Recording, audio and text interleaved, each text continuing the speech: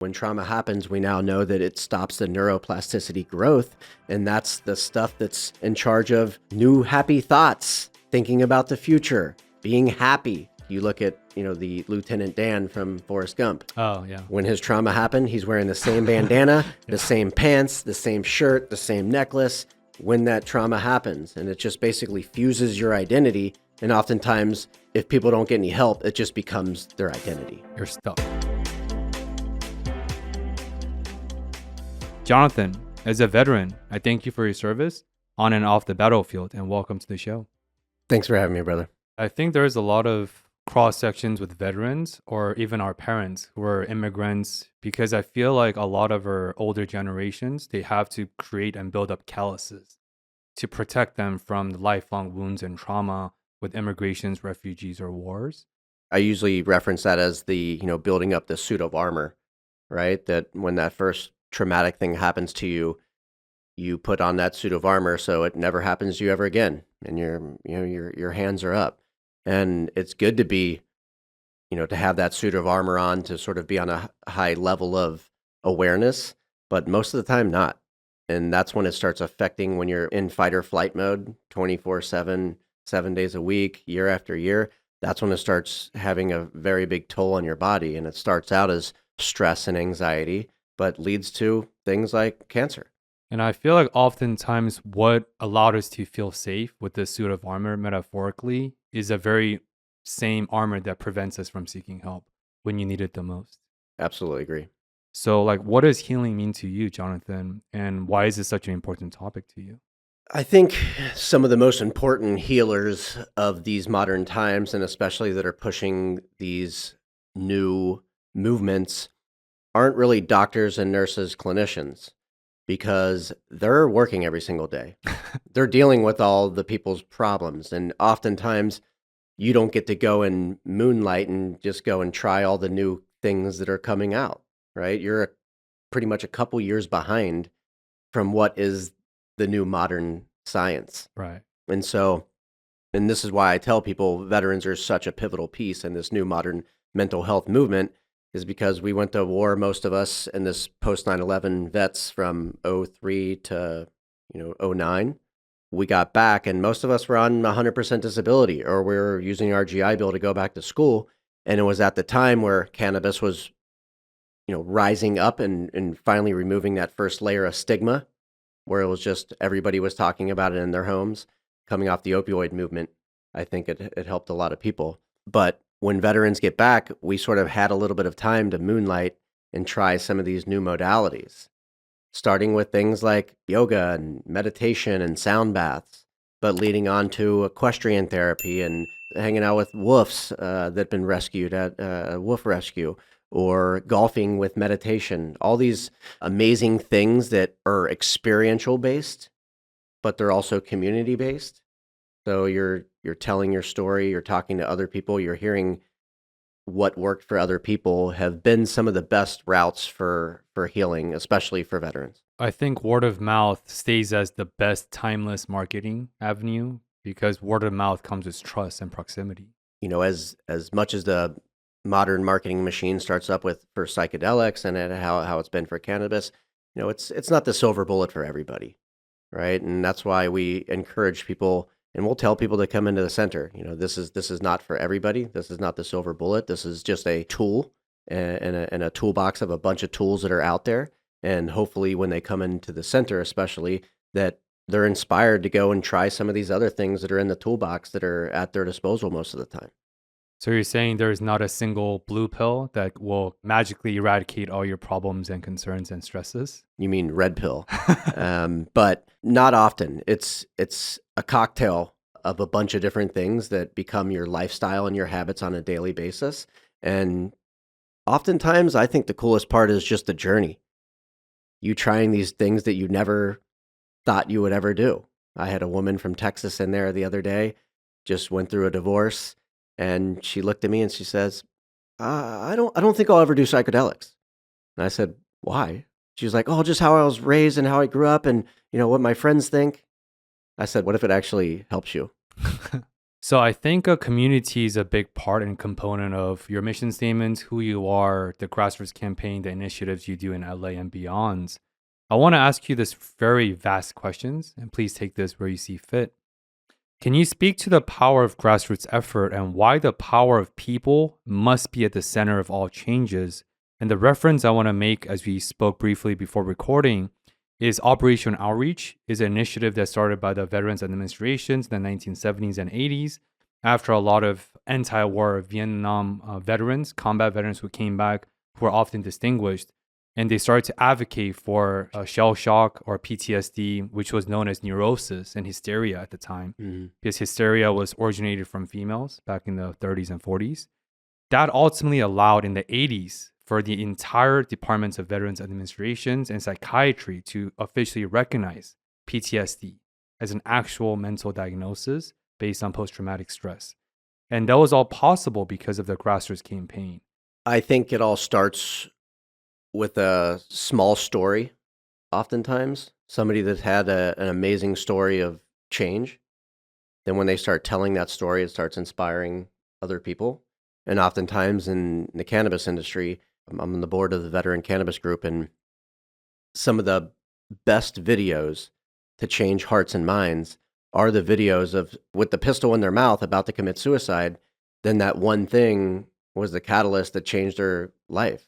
Then you have their family, their friends, their coworkers to back up that it completely changed their lives. You can't deny those things. At the end of the day, you can't like make a commercial saying those things didn't happen, from a pharmaceutical standpoint or whatever lobby's trying to hush some of these plant medicines. Mm. Do you feel like the power of plant medicine and cannabis, we can go into cannabis a little bit deeper, is as we talked about, where aside from Colorado, California, Washington states, cannabis remains to be still highly controversial in a lot of regions. And I don't use the term marijuana because it implies a stigma against the Hispanic community, historically speaking. Thank you. Right? Yeah. When I first heard cannabis, I thought, what a pretentious terminology. And I actually learned because it's a medical term. Mm-hmm. But just a quick reference, the history of illegalizations of cannabis comes down to historical and socioeconomic oppressions against Hispanics historically in the United States. Like, can you just talk about broad stroke or in details? Why is it so effective?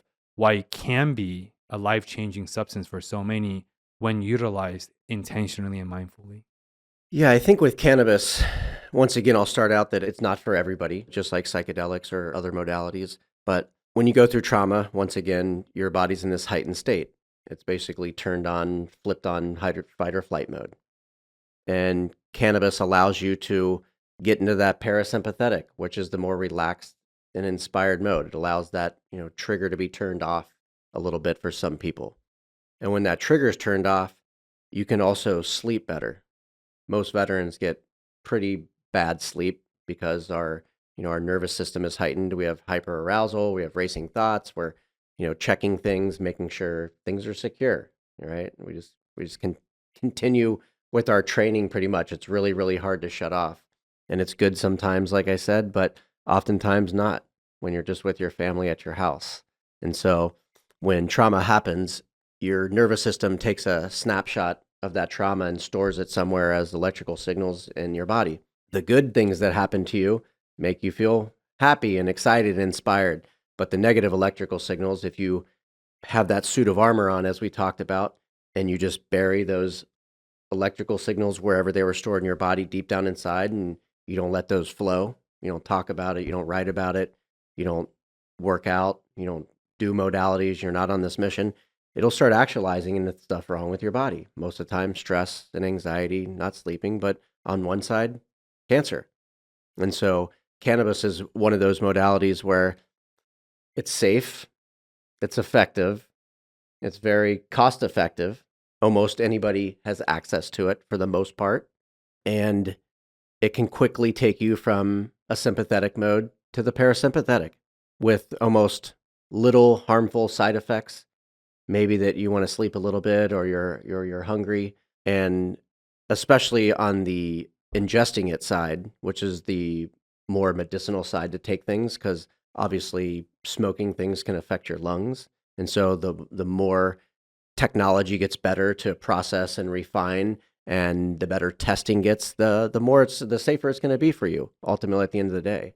And education is a big thing that we do at the Veteran Cannabis Group, is going from city to city, throwing educational events, trying to partner with people. Like the last one we did was in Phoenix, Arizona. I threw like a 24-hour cannabis educational sort of social party out there, but I partnered with the American Legion in downtown Arizona. They're very receptive. Partnered with Weed Maps, and so Weed Maps gave me a bunch of money to throw the event. I just gave it to them, and I said, why don't you create a safe space so when I leave here, you guys can have meetings every Wednesday or every Saturday, and you can bring in all the local cannabis people, entrepreneurs, and they can educate these veterans on where to get it, how to use it, how to do things themselves. And that's what we've been doing for the last 6 years, pretty much. I think the best way I heard about the ability for cannabis to integrate certain insights, because psychedelics, as a reference, is like strapping a GPS system on a rocket ship. You know it's going somewhere, but you have no idea the rapid acceleration Right. is going.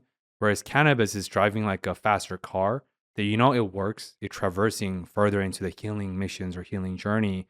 And I think it allows you to integrate and retain certain insights, not as powerfully as psychedelic does, but as you said, it's a more mellow and manageable experience for many because psychedelics is very intense.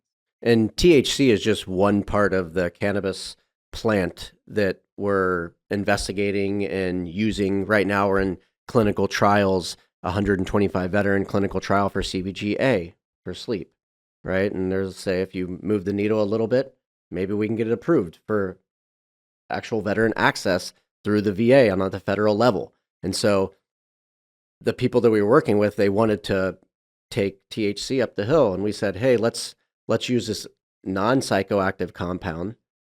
Let's see if it helps with sleep and anxiety, and let's try to get that across the finish line first. And let's start small, grassroots, to tie this back into the grassroots. Let's start small, the little grassroots. Let's do some clinical trials. Let's get some big partners, and let's move that into the back door.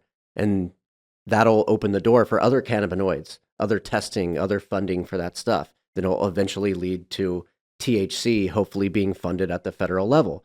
You know, we're really good friends with Dr. Sue Sicily, who got the $50 million grant from the DEA to do cannabis research. But, you know, the powers to be have been trying to sort of chop her at the legs at every turn, from the banking system to the trial data not coming out. So there's definitely a lot of people that don't want plant medicine to come into the forefront of people's minds in modern medicine. That's actually the perfect segue and also grassroots, pun intended, right? Grass, but excuse my dad jokes. But can you tell me more about digital therapy and the technology that Reality Center become well known for through LA Weekly, a lot of the media coverages lately? I'm not asking you to create a neurobiology class per se, but just some of the proprietary informations without the proprietary reveal, but some of the bilateral sound wave, how that replicates EMDR effect and anything in between. Yeah, so the Reality Center in Santa Monica, California, we are a sensory wellness center. It's basically a multi-sensory music therapy center, is basically what we do. And we use proprietary light, sound, and vibration that we've synchronized together.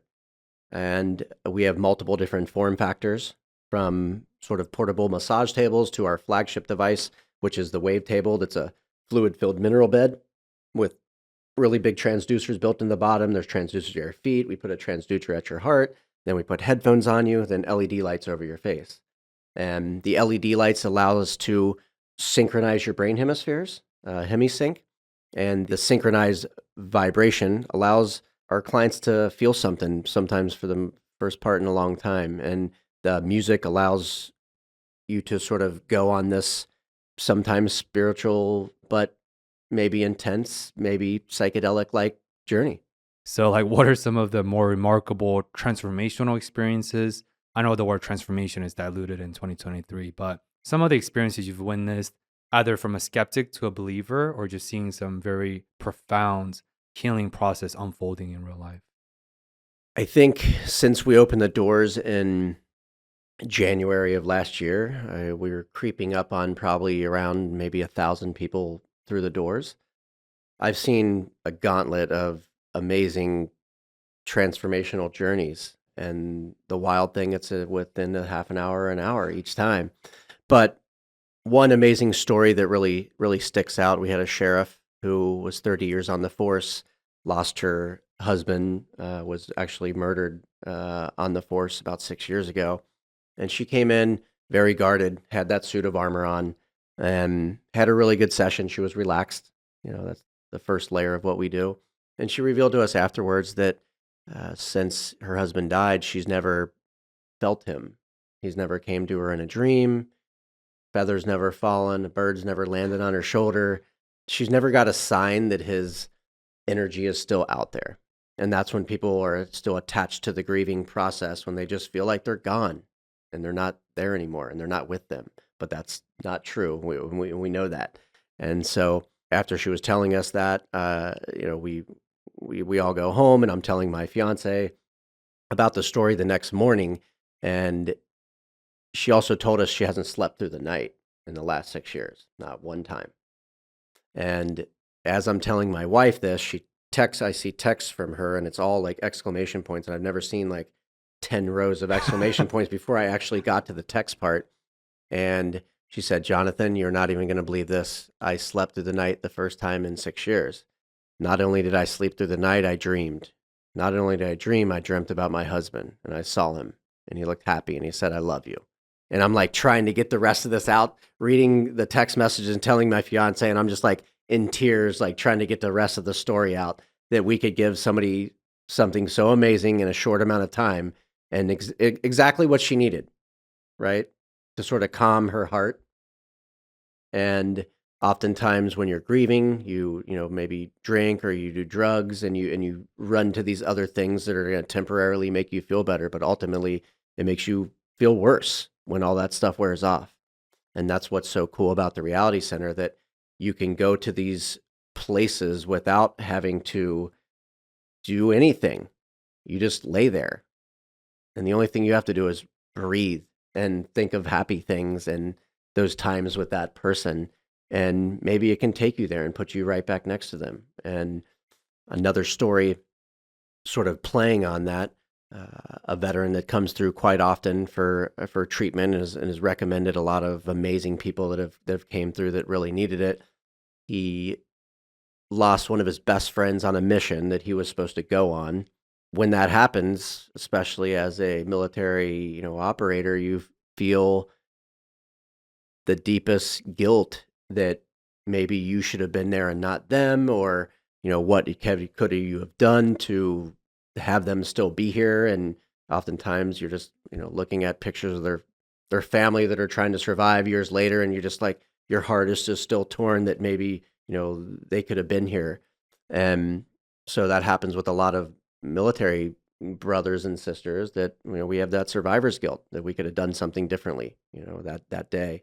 And so I remember as soon as we started the session, just tears willowing all over. Then I hear him go, "Billy, is that you?" And I'm like, it's just me in the room with him. Billy. Yeah, and I'm like, we got Billy in the room with us today. And I sort of understood what was going on, that he was talking to one of his buddies, and I ran outside and I went to go ask his wife. I said, "Hey, who's this guy?" And she was like, "That's his buddy that he lost on a mission, years ago, that he's, still has some deep survivor's guilt for." And after the session, he's just talking to him clear as day during the session. And after the session, he sits up. I go sit next to him like I do after most sessions, and he's crying, I'm crying, and he's like, I bring his wife in to give him a hug, and he goes, "Babe, I saw him clear as day." He goes, "That mother, he wrote USA in red, white, and blue with with like a sparkler or something." And he got to be next to his buddy, and to tie that all back around, when you feel their energy, especially having like survivor's guilt, or having some your heart torn that it was your loved one, it lets you let go of that a little bit, and sort of get a little second time back, and appreciate those times that you had with them, and let you just let go and shed a little bit of that. That's beautiful. I appreciate you sharing, as suicide prevention is one of my specialty concentration as a veteran. And as you know, the suicide prevention landscape has been largely scant and unchanging in the last few decades, which I think your work and many of the great advocates and people out there are doing amazing work. And I do see hope because it comes down to hope. And survivor's remorse is very, very difficult because Dr. Brene Brown, her idea of guilt versus shame, where guilt, when unaddressed over time, becomes shame. And shame is identity based, and guilt is action based. And shame is hard to unlearn and unprogram, whereas guilt, you can move through it. My team, wrote a 10-page paper for an accelerator to get into the VA. It was called Mission Daybreak. And it was how they're basically calling upon technologies, entrepreneurs to help stop suicide, right? Suicide prevention technologies and therapies. And so we wrote that, and as we were writing that paper, we realized, and out of our research, that the reason why veterans are committing suicide isn't because of their incident itself. It's not because I saw my buddy blow up or, I had to shoot and kill somebody and take somebody's life, why I'm committing suicide. It's when you get back, it's the prolonged exposure to those symptoms. And the symptoms start out as stress and anxiety, then lead to not sleeping, then everything just starts sort of going downhill from there. And so that's why, like, even the people that are trying to tackle sleep in the veteran community or people that don't sleep, you can't tackle sleep unless you're like stopping the stress and anxiety and the hyperarousal and all those things that are stopping you from sleeping. So if you just try to tackle sleep in the beginning, it's not going to be effective if you're not taking out these couple few. And that's why our technology works so well, is because it stops in moments. Your stress and anxiety takes you from, fight or flight to relaxed. And once again, the reason why most ailments with people, especially in America, is due to stress and anxiety. I don't want to put a percentage on it, but a very, very high percentage. And especially with Dr. Mark Hyman's research with Food Fix, with the GI gut-brain connections, like stress is single-handedly the biggest predictors for future health index and outcome. Because as you said, stress leads to cancer, sleep issues, anxiety, depressions, heart disease. The list it's a very non-exhaustive list. It starts putting pressure on everything: your mind, body, soul, your organs, your relationships, your family, everything. Yep. And like IBS, irritable bowel syndrome, the number one contributing factor is stress, period. So it's very difficult. And of course, capitalistic America, stress is constant. Recently, with all this mass shootings and atrocity just happening way too frequently, right? But I think that's why it's important to do the work, because suffering is part of life, and we have to take ownerships above our health and to get better, feel better, so we can show up better to the ones we love. Yeah, most things that you're going through right now and in your past happen for a very specific reason, and that's to change you or forge you into the person that you're ultimately meant to be. Yeah, I agree. Pain teachers. We're on the same frequent wavelength, so pun intended. So I want to geek out very briefly. So I want to talk about post-traumatic stress and post-traumatic growth, which is what you just alluded to, right? When you integrate the trauma through intentionality, mindfulness, it becomes growth, and it's very profound. Every single amazing folks out there, they've gone through some atrocities and difficulties, but they're able to reforge who they are and become this evolved version. And of course, we're not here to say, oh, trauma is good for you. We're not saying that. But clinically, post-traumatic stress does lead to post-traumatic growth through work. So one of the contributing or attributing characteristics of PTSD is ontological shock. Ontology is a study of reality or perceptions of that. And the reason why a lot of veterans have PTSD is because ontologically, they're shocked from the shattered reality of the war zone into this day-to-day civilian life. And the skill sets you learned, the security premise, everything you learned, the skills that you cultivated are no longer relevant in this day-to-day. And it's hard for people to reintegrate their realities into this reality from the warfare. And psychedelic also utilizes ontological shock. This is shock that a lot of people experience, air quote, bad trip, right? Because their reality is literally shattered by this powerful molecule. I'm sharing this because I want to ask you about your own post-traumatic growth that you've gone through, because every stories and every responses you're sharing, I sense this homage that you're paying for the veterans and the battles that you lost on the battlefield or outside the battlefields. And I feel like every grassroots campaign you're working towards, you're paying homage to these people you care deeply about. So, like, what has been your post-traumatic growth journey looking like personally? When I first got out and I moved down to California, and I was just so inspired by just arriving in Los Angeles and just being free. It's like I just got out of jail, like some like a little bit of that type of feeling, right? I was just like happy to be down here. I moved here with $40 in my pocket. My dad gave me a couple more bucks after he moved me down here, and he said, "This is your second chance. Don't fuck this one up." And I didn't take that for granted, and I hit the ground running.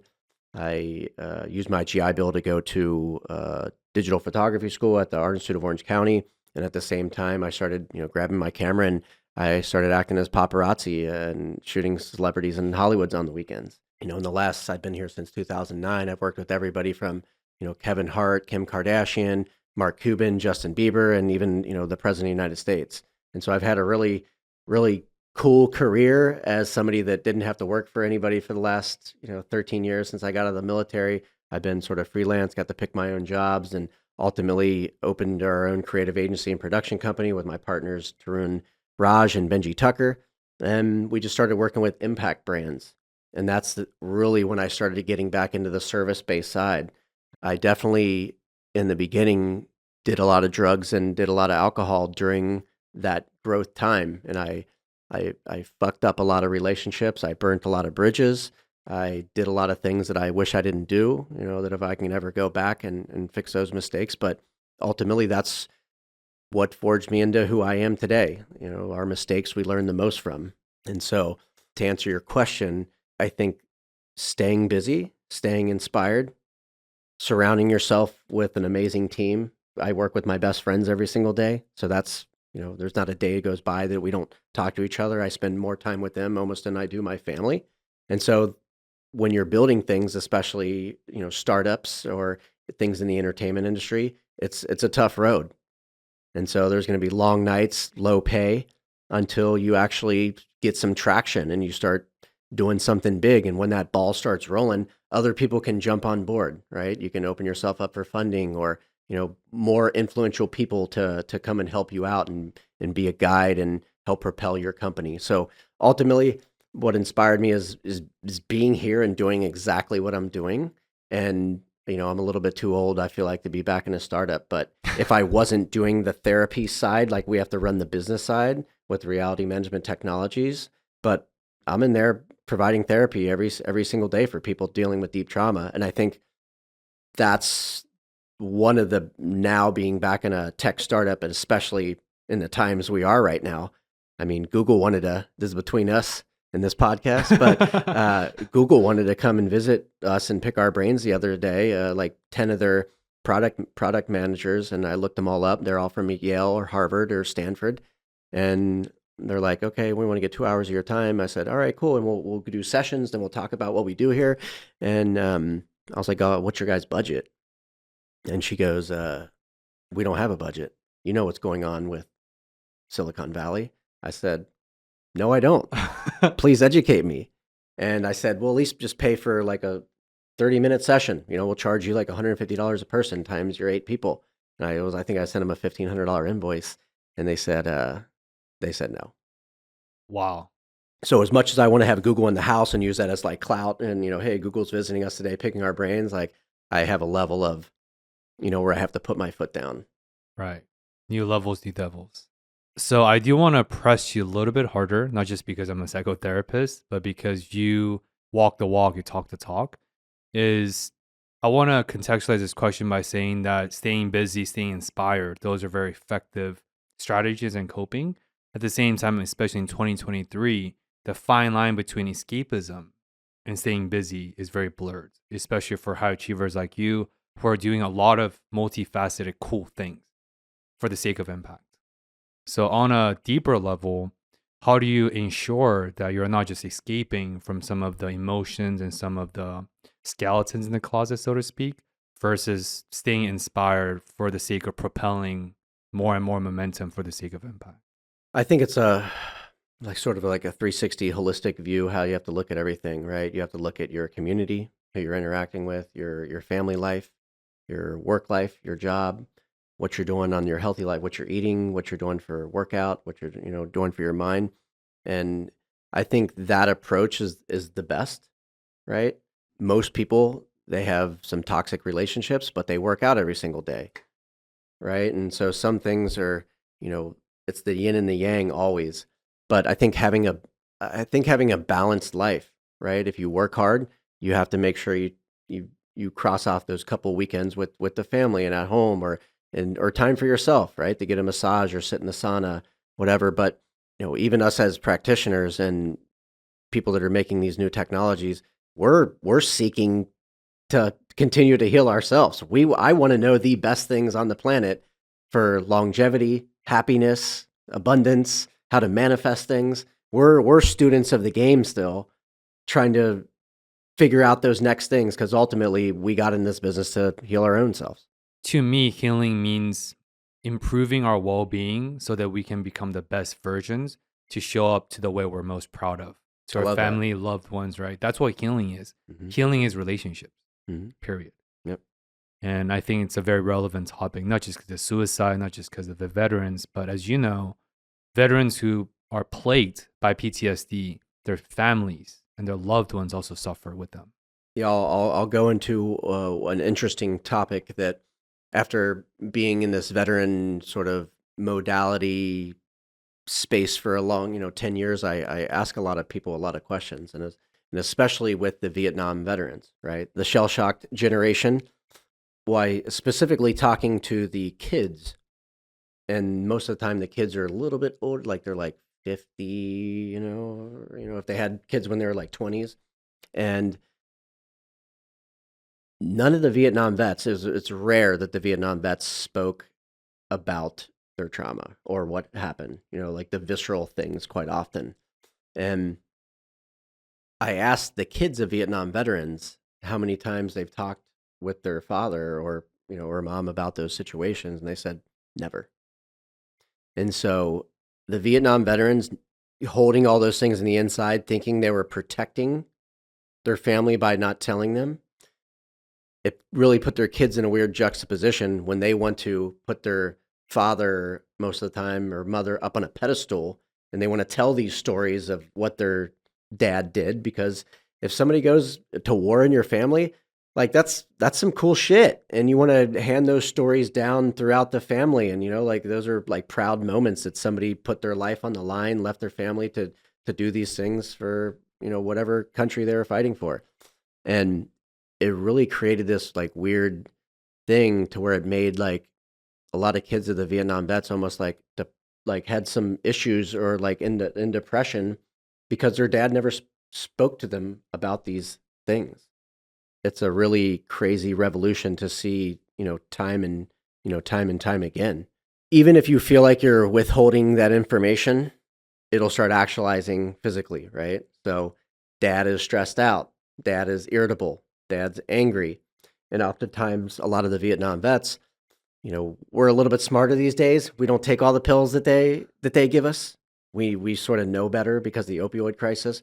But a lot of the Vietnam vets, they didn't have really much education about what was going on, so they went into the VA. They just, hand them a bag of pills, and they just been on, 20, 30 different pills for the last 10, 20 years. So when you take a bunch of pills, especially opioids or things like that, or steroid stuff, it pretty much stops the flow of your body. It's really hard to use to do a bowel movement. And so if all that is just, bacteria, and that stuff is just being stored in your gut, it starts making you angry on the outside. It starts creating stress. It starts creating anxiety. There's no flow, basically. And so when that happens and you're tensed up full of anger because all these things are just stuck inside you, you start being different to the people around you, right? Most of the time, people in your family, hey, dad, can you move that truck? No, I'm not going to move the truck today, right? It's easier to get irritated if there's no flow going on. One side is speaking about it, but the other side is like literally the like the flow of your body happening from hydrating to having good bowel movements, right? Yep. And if all that is stopped and all that is working, and especially in your gut, it's just creating this toxic atmosphere in that area.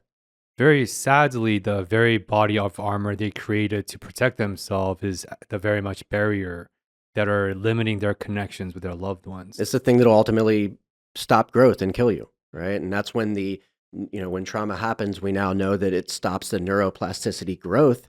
And that's the stuff that's in charge of new happy thoughts, thinking about the future, being happy. You look at, the Lieutenant Dan from Forrest Gump. Oh, yeah. When his trauma happened, he's wearing the same bandana, Yeah. the same pants, the same shirt, the same necklace when that trauma happens. And it just basically fuses your identity. And oftentimes, if people don't get any help, it just becomes their identity. You're stuck. Right. And that's what we call cognitive rigidity. Like when you take the same path towards hellfire, even though it's not the healthiest to drive towards hellfire, you're invariably going to drive towards hellfire because that's the rigidity that established. That reminds me of a famous mental health adage called the opposite of expression is depression. What doesn't get expressed gets depressed. And as we know, in terms of the very big part of grief counseling, a big part of a PTSD or depression therapy is creating a space for you to relive and recount and share the stories that you've been suppressing and repressing for so long. Because when that happens, you feel like you're alone. You're walking this path of life, this complexity of life, all by yourself. And that loneliness is the root of most depressions. And that's why I think me as like a practitioner, I resonate with a lot of people because I ask a lot of people, how much do you know about your therapist? And most time people say, I don't know anything about them. I don't know if they have kids. I don't know if they're married. I feel like when they're in school, they were taught to sort of silo their feelings, their personal life, all these things that they were taught clearly. All for the client's sake. Right. Mm-hmm. But I think that's doing a detriment to you being a therapist. I think you need to share a little bit about yourself so that person can open up with you deeper. I'll start out with just rattling off just my childhood. My parents were divorced. My dad was an immigrant. My mom was a hippie waitress. I was ADD. I was dyslexic. I was, a dentist and menace in school. I went to war and, received all this trauma. Lots of my friends died. And inside some of my story, whether it's, Don or Tarun or Benji, whatever our reality managers are doing, somebody can pick out when we tell our stories of our trying to heal ourselves from our trauma, it makes them open up and they can pick out a little part that's them and they can latch onto that and we can communicate about that and go back and forth. Then they can be like, oh man. And like you said, oftentimes people feel like they're alone. Like whatever happened to them in the childhood, everybody definitely thought they were the only person that was happening to. Whether if you dealt with immigrant parents or you were poor or you got bad grades, they're like, man, everybody else is getting good grades and I just get bad grades. Everybody else has an amazing life and I just have a shitty life. And that's what you think because you're not communicating or you're not smart enough to articulate in your community surroundings at that time until you get older and you want to talk about this stuff because it needs to come out to make you feel better. That's what I think what community is it's a space that's shared by many that you see a piece of yourself within. And I think that's what humanity is like. Wow, we're all creative of the same genetic makeups, different zip code, different skin color, sure, but we all eat the same way, sleep the same way. Some people don't sleep, and we all die the same way.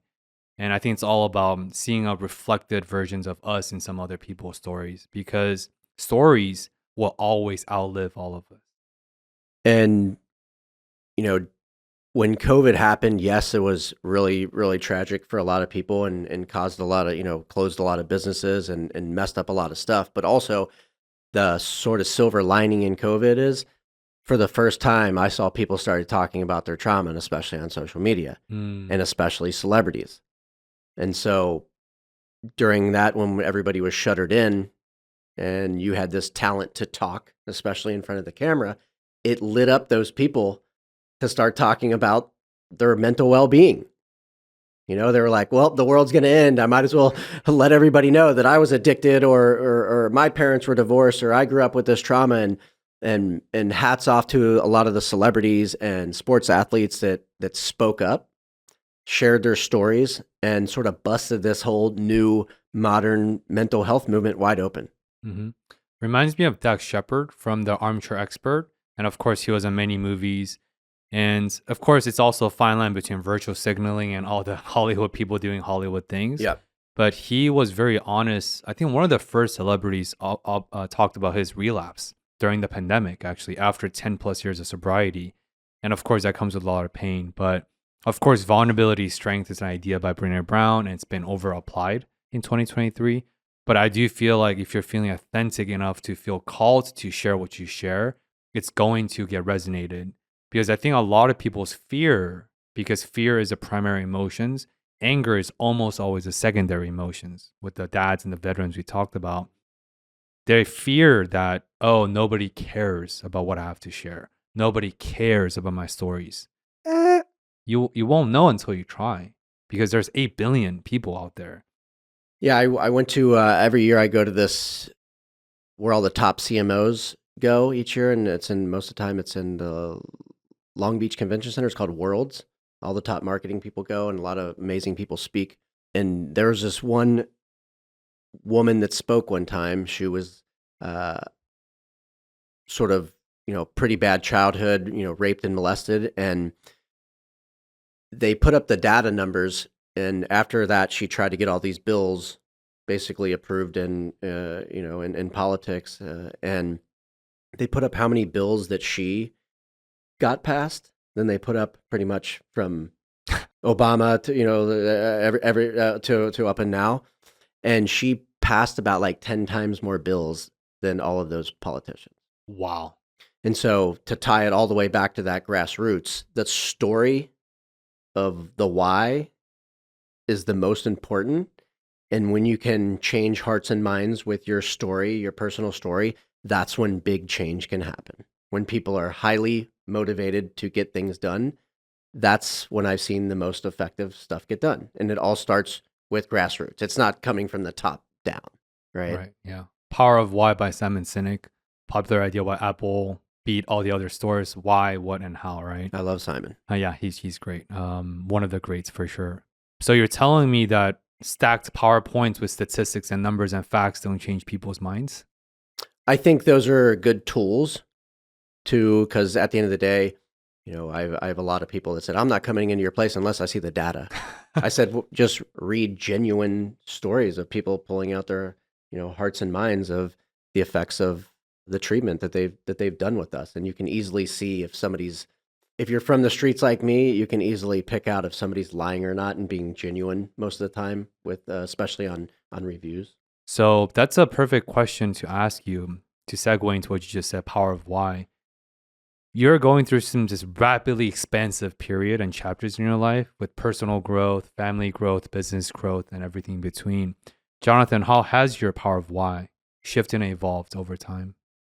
As we embrace and as this psychedelic movement is becoming more apparent and helping a lot of people in a short amount of time, the cool thing is we're embraced by the psychedelic community and all these other people that are recognizing the work we're doing, because all of our work, when Don Estes first came up with these ideas of sensory resonance, the world wasn't ready for it for a long time, right? Tony Robbins bought the first bed from us 20 years ago. That's cool.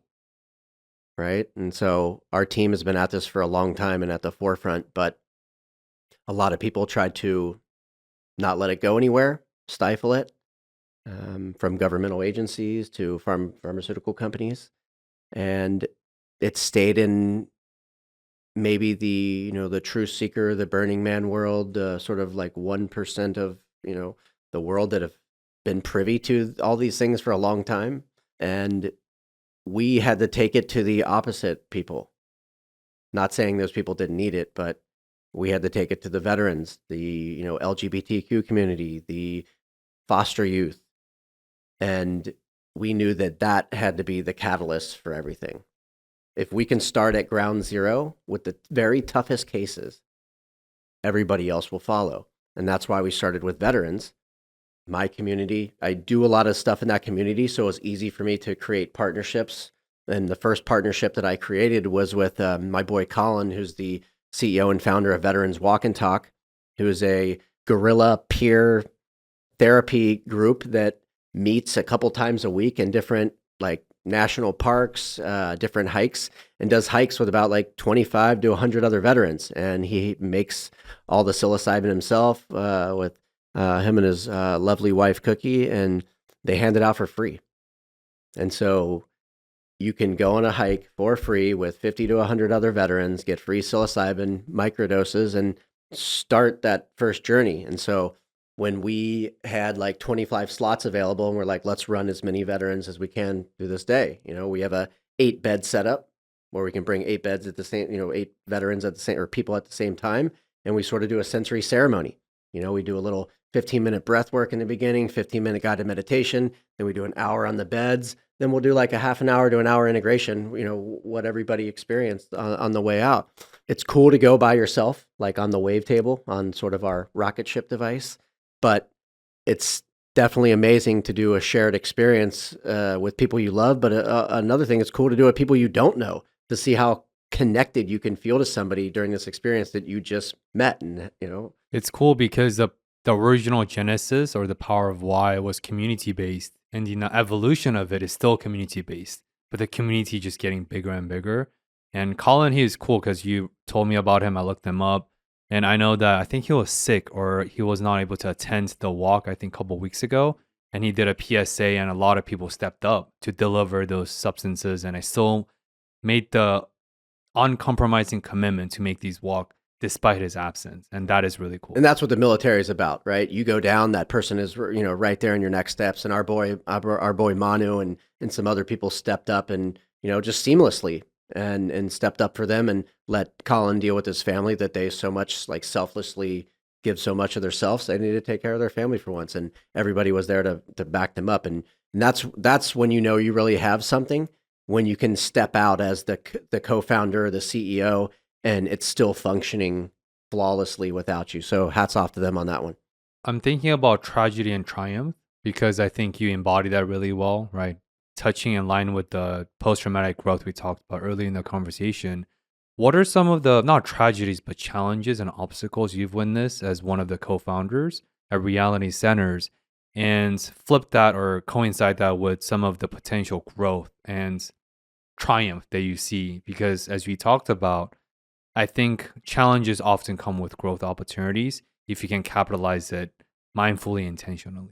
We're a small team at Reality Management Technologies and the center. Those are two different businesses, and we have a lot of work to do with both of them. And I think some of the challenges now, and obviously working at a tech startup and a service-based side and to grow fast is funding, right? We want to affect as many people as possible. I wish I had a blank check that just paid for everything that we needed to pay, and I had an open door policy. Book your appointment 24 hours, 48 hours out, and nurses, doctors, clinicians, first responders, people that qualify as low income could come into our center and receive treatment for free. Ultimately, that's the thing. And as we grow right now, and we're working on projects in Idlewild of their wellness center, right? We get to do our own thing inside there. So we're building out in Ojai, an amazing 90 acres. We're building out in Idlewild. It'll be cool retreats, but more reality centers. We're looking at Vancouver for one of our first cities to expand to. And obviously after the LA Times article dropped, we get, a million calls of people wanting to franchise, partner, interview us, whatever has happened. And we're just trying to be mindful of our businesses at hand, of our family, and of our own personal time. And so along with capital, it's also, we can't cut ourselves in half and have ourselves do other jobs, right? We wear too many hats already. And so I think onboarding the people that are going to be like us, that are going to represent us when we have to be, flying around the world and, as we expand this thing that we're doing, I think that's going to be one of the challenges. I think it's going to be a fun challenge because we just don't have that much time to go and recruit, and because we do something that's very specialized. And so it's not like I can just send you instructions to do what we do. You have to be very hands-on with us. You have to basically train with us for 6 months to a year. It's just like when it comes down to running the sessions, we're neurologically DJing somebody's mind, body, and soul. We just don't hit the button. All things are changing depending on who the person is and what we're reading from them. And so you have to be very empathic. You have to be very intuitive.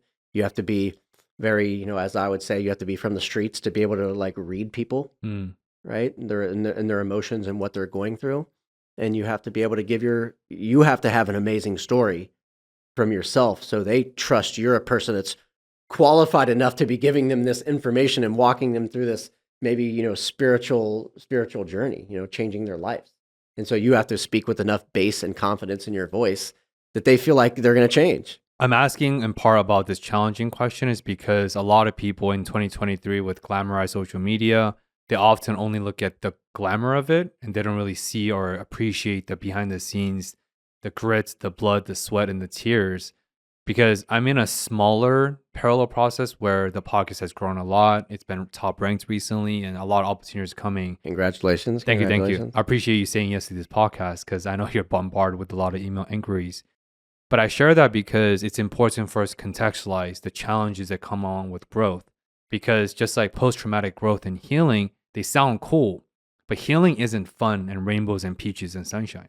It comes with grit, commitment, discipline, and consistency. It's a trope, right? But showing up when it's easy, that's easy. Showing up when it's hard, that's hard. That's why consistency is hard. And so like when you're a therapy center like ours and there's a massive amount of trauma being like shed, talked about, thrown around, if you don't do the smallest things to clear that energy from, physically in the space to your own mind, things will start going wrong. And you'll start noticing things going haywire. And so you have to do a lot of work to sort of purge all that stuff that fills our environment on a daily basis.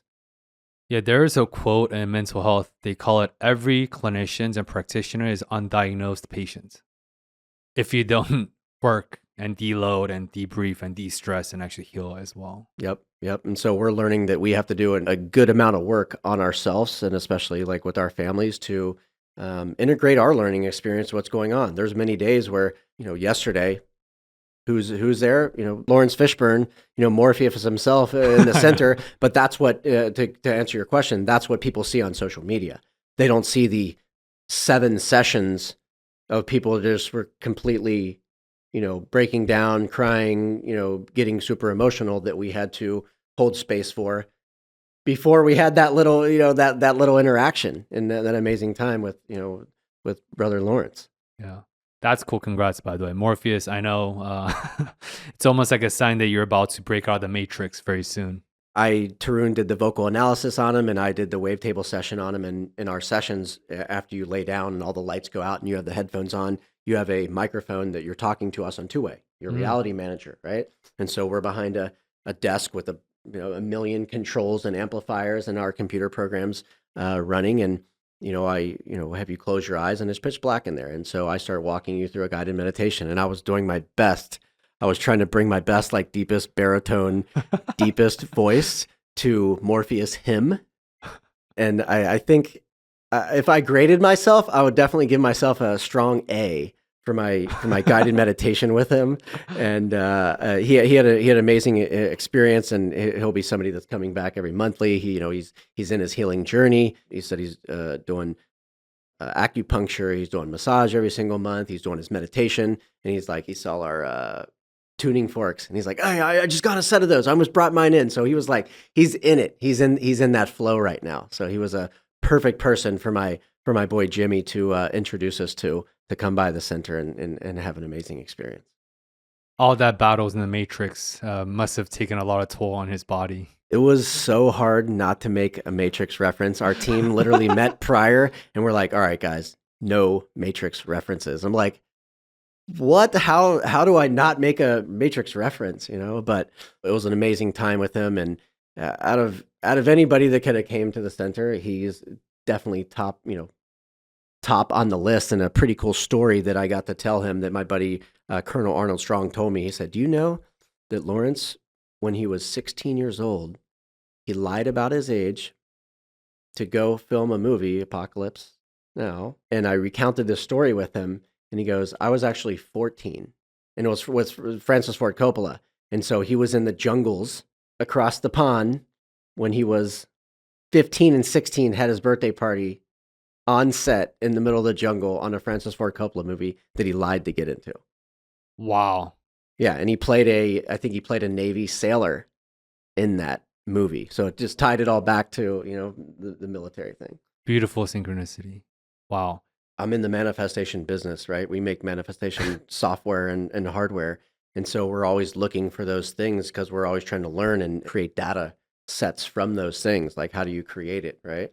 And that's why when you walk into the center, we built, I think it's one of the only world's like digital simoscopes. It's reacting to all the sound in the room. It looks like a crazy fractal mandala that's moving depending on what you say. So when you walk in, we're having a conversation and we explain what it is, but we also say that's what's happening to the water in your body when we run your session.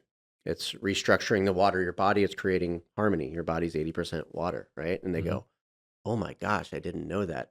And so it's just to show people mentally how powerful their words are Mm. and what they mean and the butterfly effect and the effects that happen because of what they say.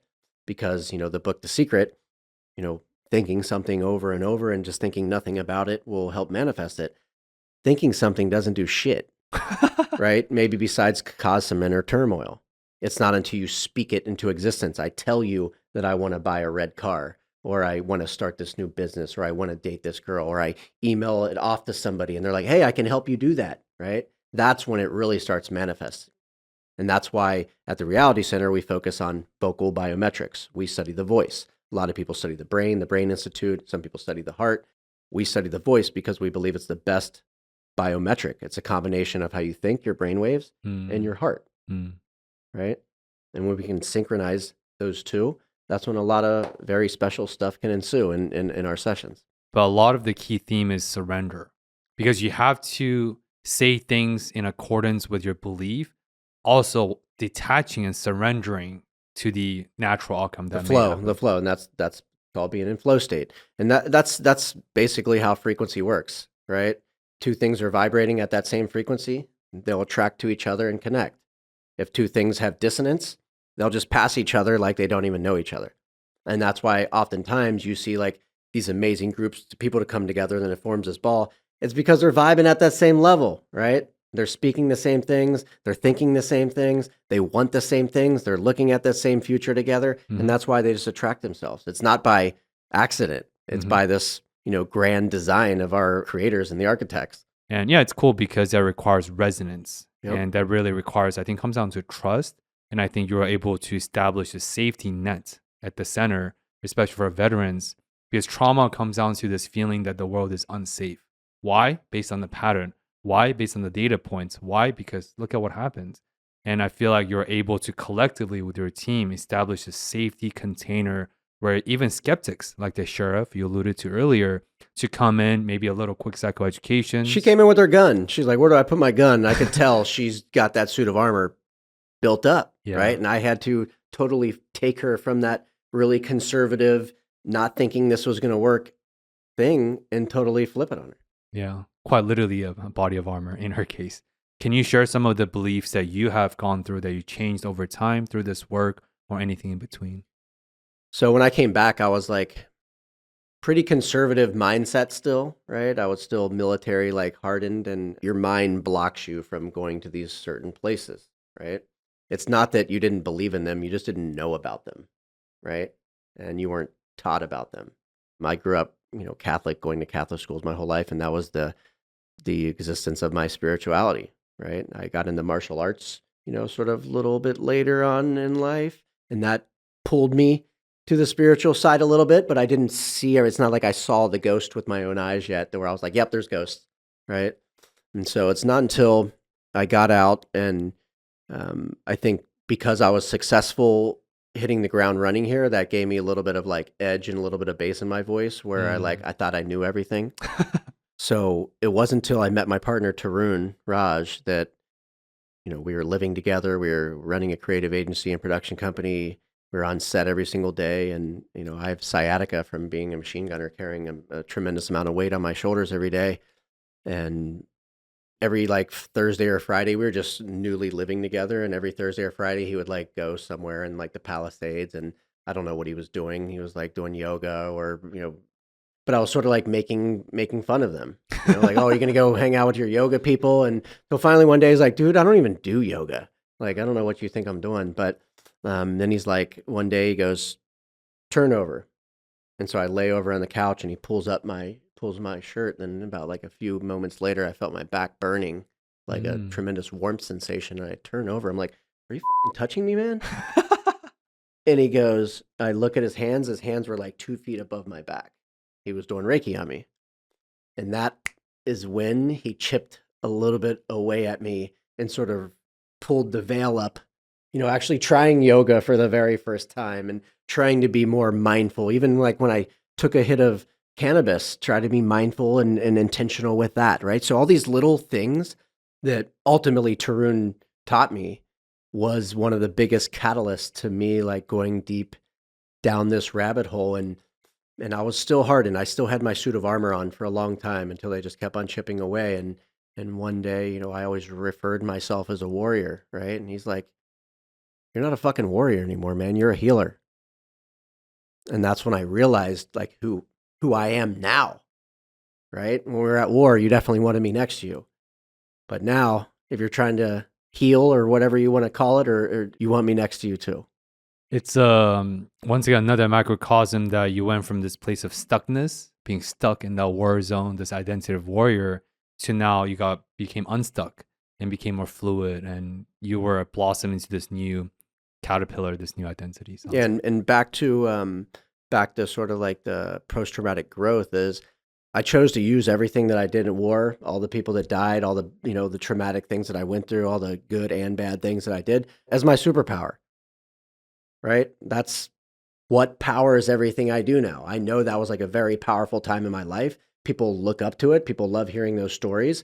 And when you're a veteran, that's the one thing you do got, right? What you actually did, the sacrifice that you did, the selflessness that you did, the honor things that you did, you have something for the rest of your life that only a very, very small amount of people did.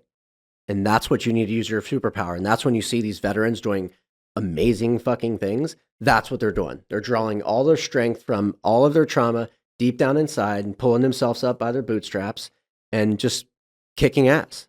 I think your story speaks to change.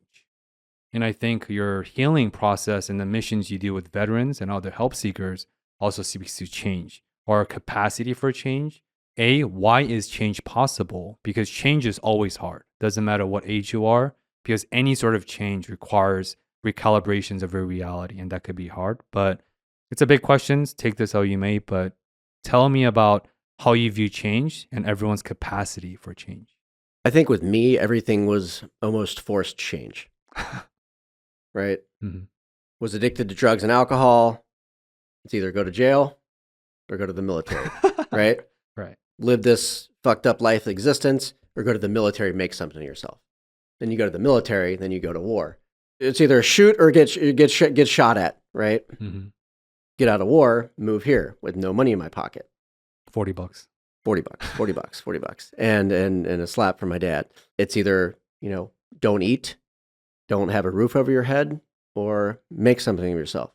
When you're put in these extreme situations where it's either sink or swim, I think that's when you'll find the best of yourself. That's when you're going to see you performing at the highest level possible because you're in survival mode, right? And ultimately, us as human beings, we're amazing. We can shift on a dime. We can pull 180s or 360s and end up back in the same place, trying to change. But that's the cool thing is one of the toughest things probably to be is a human being right now. And if you're still alive, many aren't. And the ones that are living, you got something in you. Yeah.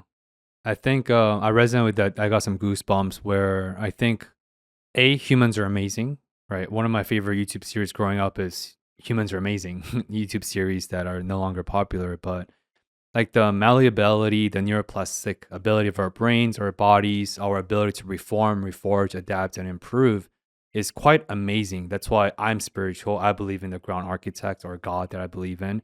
It's just so meticulously designed, and it's such an optimal machine that's regenerative because machines are dead, and we're all about regenerative health. But I do feel like with you, Jonathan, I echo the sentiment where a lot of us will not know our limits until we've been tested by life. That stress testing or getting reality tested by life, and if you can really sit with that discomfort and move through it, I think we'll be often surprised by the capacity and the potential that we all have. If you're listening to this right now and you're going through something that's really rough, just keep going. You'll make it through it, and you can change at any given moment. The main thing is you have to be all in. Like, you have to be willing to throw everything on the line if you want to turn your life around and ultimately lead an amazing, healthy life with great relationships. And many are limited by their circumstances, of course, right? We are the generation being the most successful. Each year it should keep on getting better and better. And our kids should be more successful than us. And it's really cool, both of us coming from immigrant parents to have this profound impact on what's going on now in society and having a voice and sharing our story, because the first pillar to healing is community. Mm-hmm. And we are the seeds of our parents' sacrifice. And yeah, I just want to put that on a giant messaging board that a lot of people feel limited or scared by opening that first pathway, but by opening that first door, infinite amount of doors open up. But that to create any momentum requires the first actions. Thermodynamics, every action has reactions, but to incite reactions, you need the action, right? And actions comes from doing and from believing in yourself. So I resonate that very deeply. Yeah, and that's why being forced put in those situations, you don't always volunteer for change, right? And ultimately, when you get put in those extreme situations, you don't know that you're going to change on the other side, but ultimately you do, and you're like, oh my gosh, I survived it. I'm alive, and even better than I thought before. Oh, there's so much there. So before I take a nap after this to warm down my brain, this is the red carpet moment. Where can people connect with you further? Check out the Reality Center. Of course, I'll include all the information in the show notes. Yeah, our website is realitymgmt.com. Easy to get a hold of us anytime. Our Instagram is reality Center. My Instagram is at JonathanChia00. Pretty easy to find me and become friends with me. Please reach out anytime, especially if you're a combat veteran or any veteran for that matter, families of veterans, first responders, doctors, nurse clinicians, people that work in this world, are industry partners in here. Reach out to me, and oftentimes I can get you a free demo or give you a tour and show you what we do. But if you're out there and you're listening to this and you have anybody that's going through an immense amount of trauma, that they've tried everything and it's not working, and they want to try something new that quite possibly might work for them, send them to us, introduce us, and I'll be free to jump on the phone, email, text anytime with anybody that wants to start making that change with us. And any Google executives who are willing to pay, maybe send them your way too. Yeah, they got to pay. But yeah, I really appreciate for your time today and for everything you shared. Thank you, brother. Thank you so much. And I've seen a couple of your podcasts, and it's amazing what you're doing. You have a great select group of guests and individuals, and obviously yourself. I wish you the best and your practice moving forward, and all the success in the top 100 of podcasts. Thank you so much. I didn't share the ranking earlier, but thank you. Shout out to Josh in the producer booth and the team that's expanding as well. And to all the viewers, if you're watching this on YouTube, I ask you to share this episode with one friend only. If you're listening to this on audio on platform, I ask you to leave us a 5-star review. That really helps us to get us continue to chart it, to reach more people, because I really also believe in the work we're doing on this podcast on and outside my clinical practice. And as always, I thank you for joining us this week in this week's train of Discover More. I'll include all of Jonathan's information in the show notes below. And as always, hope to see you again in the next week's train of Discover More. Thank you for tuning in.